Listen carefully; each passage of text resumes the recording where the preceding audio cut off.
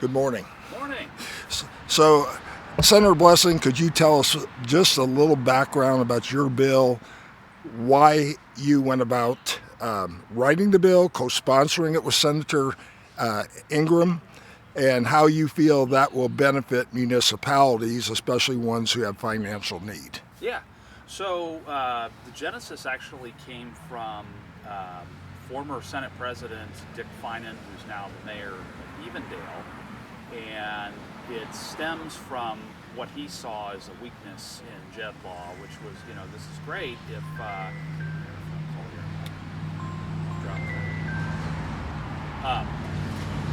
want to start over? No, you're fine. Oh, okay. But so he saw that, it's one thing to have a municipality doing a JEDD with the township, because as you know, townships cannot levy an income tax, whereas municipalities can. But what if you have a municipality that is very poor, that could obviously levy an income tax, but isn't going to be raising a lot from it? So economic development is kind of difficult in that case. However, if you can do a municipality to municipality JEDD, which is what Senate Bill 75 endeavors to do or enable, you're able to see, like with Evendale and Lincoln Heights, Evendale is able to use its economy of scale along with Lincoln Heights for a much larger district, and it's much more likely that they're going to raise enough revenue to do the economic development that they will both benefit from. So, if you could, economic development is the key, and in the Village of Cleves, which you represent, they're pretty much landlocked, and they don't really have a lot of land right now to develop, and they currently don't have a 1% income tax. And to the council's credit, they've been very transparent. Unlike the previous council that existed back in 2020, they have put everything out in the open. They've asked, the fact they've had at least 4 public meetings. And generally speaking, what happens is the naysayers come out, the ones that don't want to pay the tax, and those at home that understand that it costs money to provide services would like to see a more sound system than the property tax. That's a big issue at the state level. I know it is. Could you comment a little bit about that? Which part? Either one. You can start with the economic development and the importance of economic development, but also how that might provide stability with a 1% income tax if they were able to create a JEDD. And if I could just expand on that, a JEDD's not automatic. The way I understand the law, you can negotiate a JEDD, but it's got to be approved by the voters. Correct. And so if you could just address that. Yeah. So, I get it. With respect to economic development, people might think, well, how does this benefit me, for example? And they'll look at a 1% earnings tax, or is it earnings or income? It's an income tax. Income tax, okay. And, they view it like, well, what am I paying for with this? The thing is when you do economic development, you do a JEDD, presumably it's going to be done, with Miami Township, I would imagine in this case. What you're doing is you're actually expanding the tax base when you do that. So at least in theory, let's say that you have a significant amount of economic development from this. That actually, let's say you have a number of businesses relocate into the JEDD. You have new housing developments. It actually has the effect of spreading the tax base out more. So at least in theory, your property tax, burden may be here. And as we know, other than inside millage, you have to regularly approve levies. You're actually going to be bringing in more money total, and you could do that with even a lower property tax. So a JEDD really can help that, basically leveraging the community's potential economy of scale here to lower taxes. And I think I think it'll be great for Cleves to have something like that in place. But again, I know it's kind of counterintuitive. You have to sit down and think through the economics of it. Yeah, well, it's very interesting as to how this all plays out, because everybody has had to deal with the property tax. my taxes are high. It's hard to get a levy through. The previous two levies before I became mayor failed by 80%. While I was mayor, we were able to get a safety levy through, but we only passed it by 17 votes. And that was for fire, okay? And we've got big costs coming up with a sheriff's contract. It's not going to get any lower. I don't know whether, as far as the cost is concerned, but I don't know whether the village, I'm not involved in that anymore, but I don't know whether the village will go to Miami Township or they'll go to Whitewater Township, because we provide the water and utilities into Whitewater Township, parts of Miami Township, and there's the potential for great economic development along the 128 corridor, and there's a lot of activity there right now. So it could go either way. But my understanding of current JEDD law is if you would engage in and pass it with the voter approval, you're looking at taxing people and businesses already there.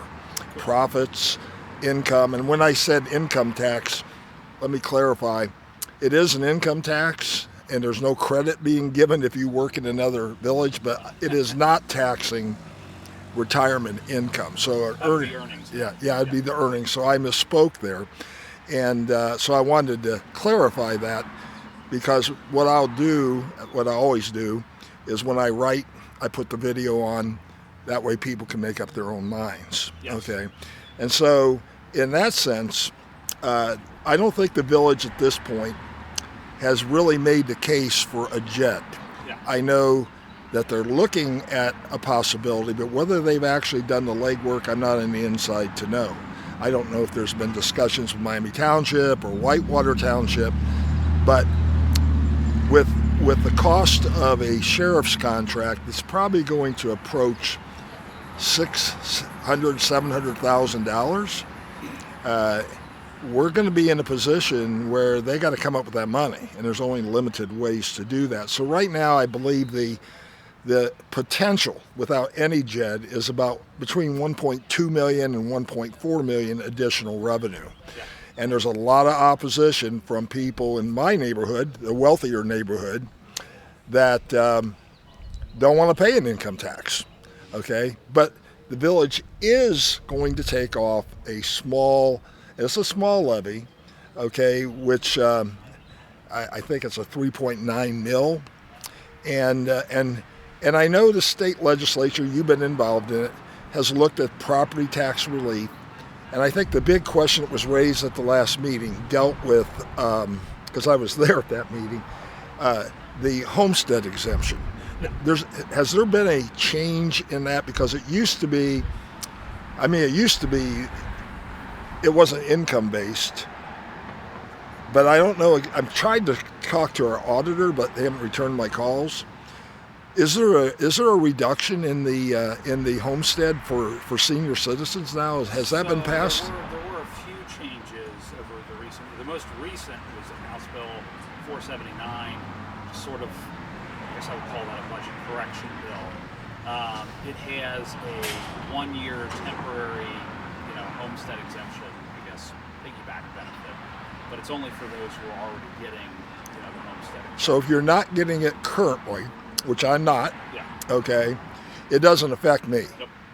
Okay, that's an important point, and why when you were talking about AI sort of made it sound like all the income requirements were going away.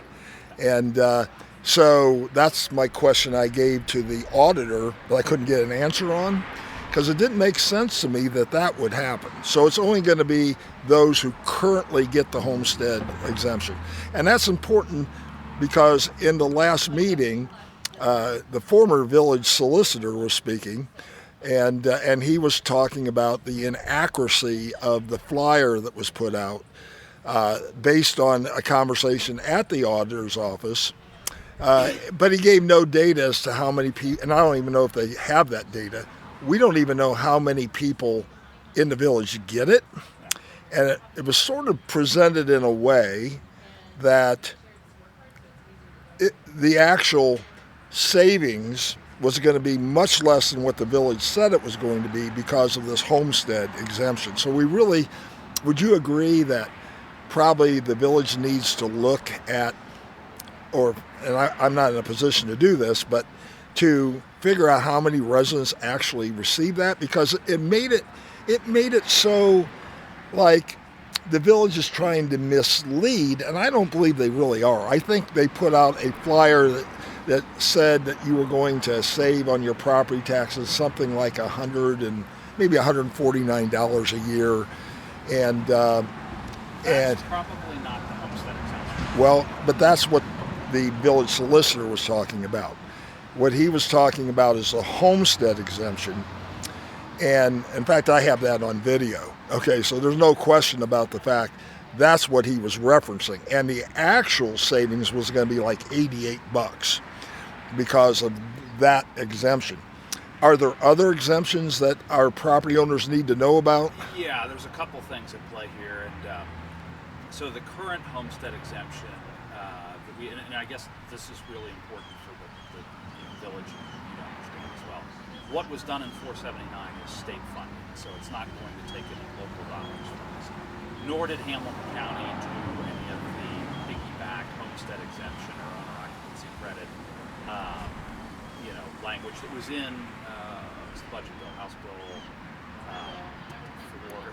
House Bill 96. I don't know how you keep it all straight, personally. It's tough sometimes, but the key here with this is that when you like the homestead exemption years ago actually was universal, no income limit, and then it was changed to say no, you've got to be, I think it was under 25 grand.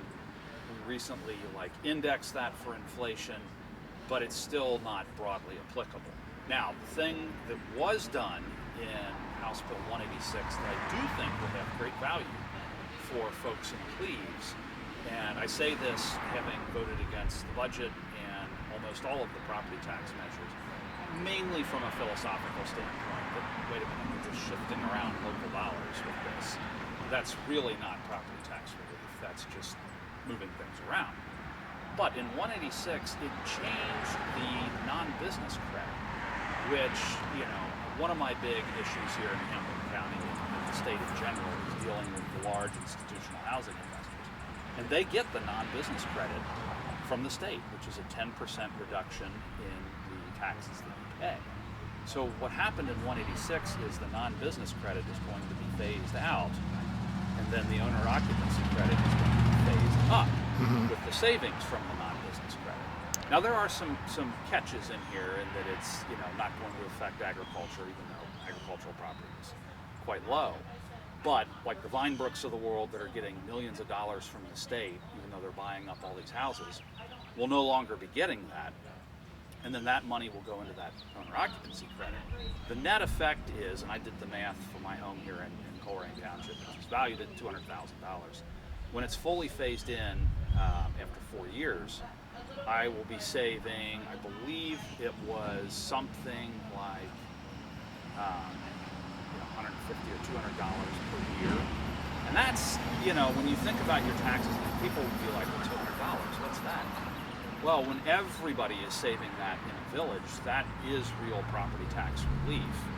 And I think when I tell people that are going to the ballot, hey, why don't, yes, I know property taxes are tough, but right now, if you're relying entirely on property taxes and you have no earnings tax, it's that three-legged stool thing where you want to have a nice mix of property, or a nice mix of taxes that are low and broad. But more importantly, if you're getting that money then from the state, share it with your local government, leverage the economy of scale. We still need to provide goods and services locally, whether it's police, fire, and EMS, or, public education through the school districts. So even if this, let's say that they were to do the JEDD, I still think it's really not going to be a massive tax increase because you're getting that new owner occupancy credit. And I imagine the vast majority of people in Cleves or vast majority of homes are probably owner occupied. It's going to stand to be quite a boon for Cleves property. Well, and I think that's important for residents to know. And I told you before, I'm a former government teacher. I feel like I'm still teaching and I'm still learning. Likewise. Okay, so the end result is that I think it'll be important for our residents to hear from their state senator what's going on up at the state. and how that property tax is going to work. But I can tell you, we had a gentleman the other day. He's on our school board. Nice guy. He has his view of it. He's not in favor of the income tax, and he has articulated why. And he also talked about the fact that this is going to have an impact on the school district because the cooks and the bus drivers and the aides don't make a whole lot of money, and that's going to impact the school district because right now they're spending, I think he said deficit spending is 1.6 million a year. I believe it was million a year, and they're going to have to come back and they're going to have to ask for taxes, and that's true. I'm not contesting that. The biggest part of our, in Cleves, I think it's 41% of our property tax bill is from the school district. Yep. And, I don't want, I'm a 39-year public educator in the state of Ohio. I fully advocate for the public schools, but I also advocate for good quality education. And quite frankly, I have issues with public education today, but I really don't have issues with the Three Rivers School District public. I think they've done a pretty good job of managing their money. They provide a good education product for our kids. I don't mind paying that, okay, but there's some people who just don't want to pay taxes at all. And I know when I was running for mayor, I had a guy say to me, well, I know you're a Republican, but I think you're a rhino. And I went, okay, and what would make you think that? He said, well, you're okay at paying taxes. I am, if the taxes are being well spent and provide the services they're supposed to provide. If they don't do that, I'm probably not going to vote for it, but I really don't mind paying school taxes.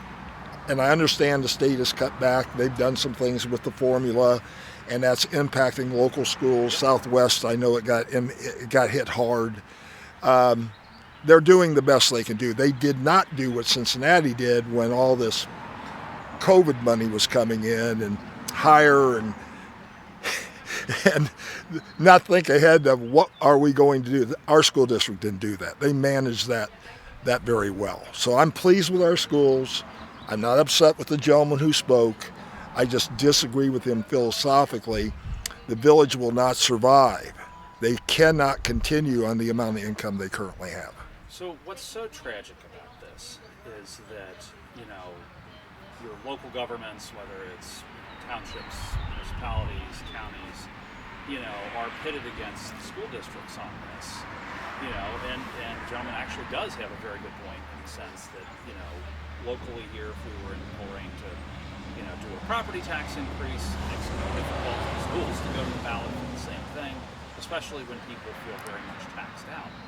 But you've touched on what frustrated me more than anything else this past budget cycle. That's why I voted against the budget for the first time in my career in the legislature. It goes back to 2019. And that is, we didn't fund the entirety of the Fair School funding.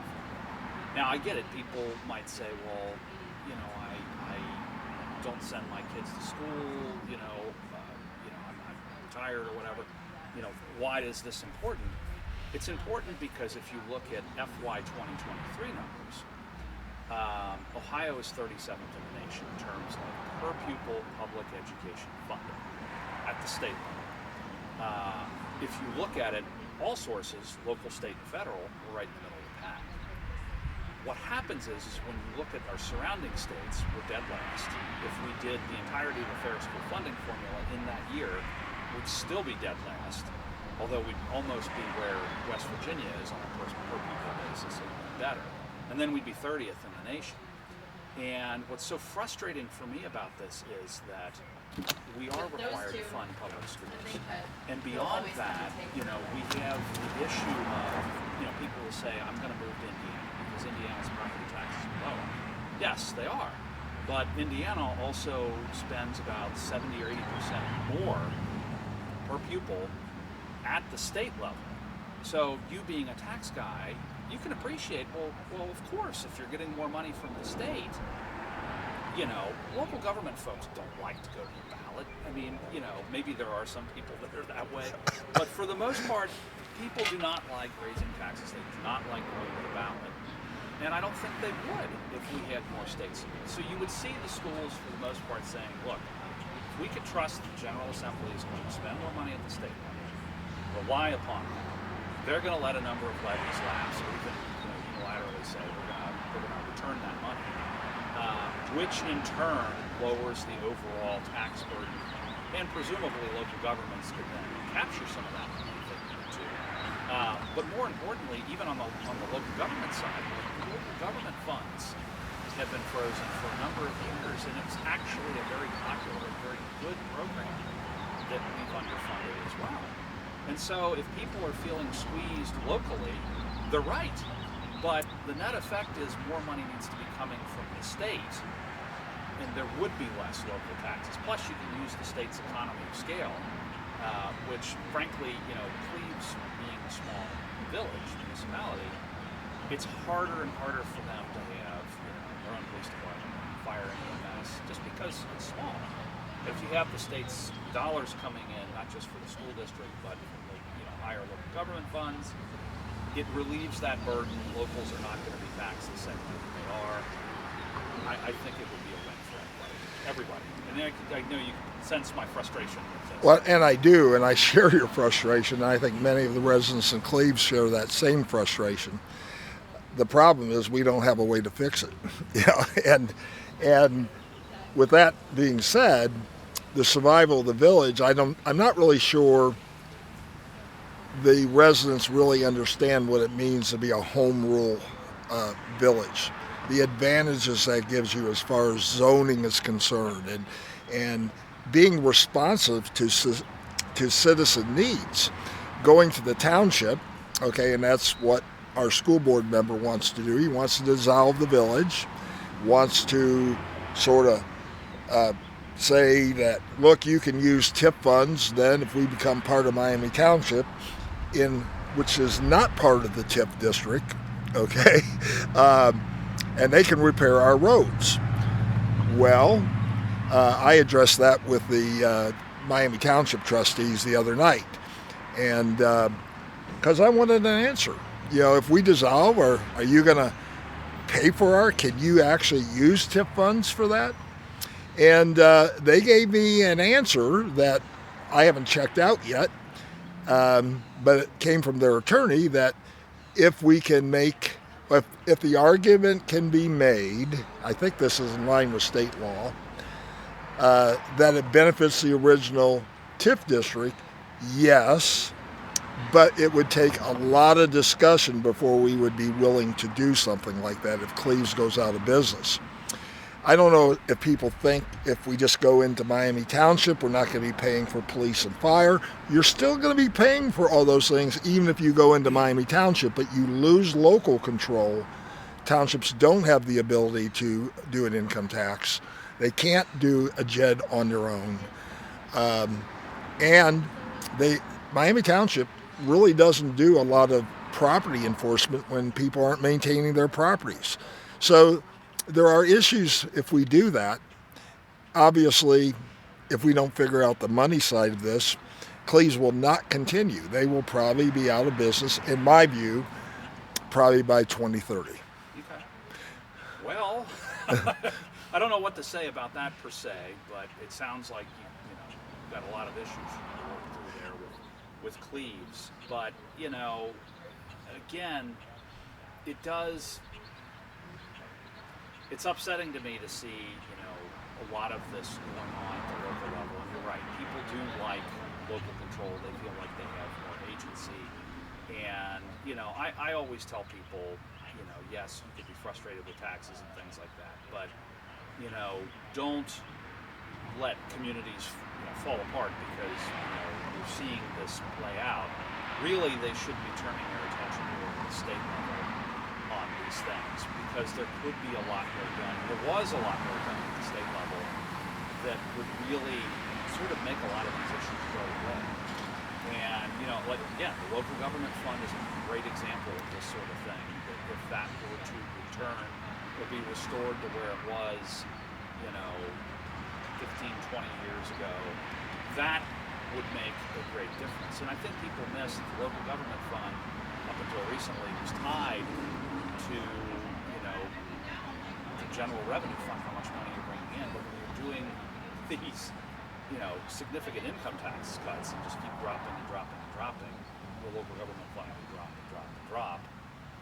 And it sounds, you're getting the income tax cut. It's like, yes, but you're losing a lot of infrastructure support on this.